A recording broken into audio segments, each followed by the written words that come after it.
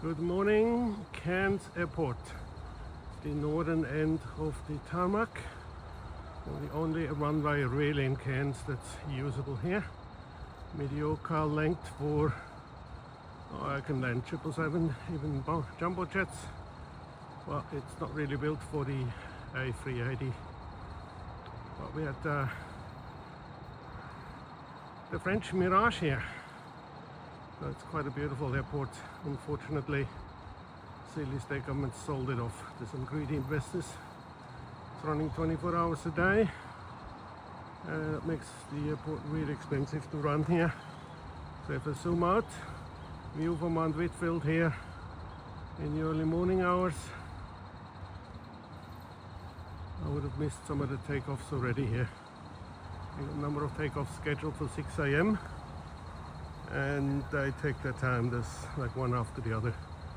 Usually heading south here, one heading to Brisbane, one to Sydney, one to Melbourne, and there might be other destinations depending on the day of the week. Unfortunately, we've lost the Airbus A350 service to Singapore due to low demand. They're going back to the Boeing 737 single aisle craft, which of course is an old plane, and it's a pity, but with a bit of luck you can still fly Jetstar's Dreamliner Boeing 787 to Japan. I'm not sure if it still goes to Osaka as well, but I'm sure it goes to one of the Tokyo airports. I'm pretty sure it's Jetstar's going to Narita, further out of the city, a little bit less expensive. And the cutting cost last time there wasn't an air bridge, there was just the stairs to walk up, but that's no problem.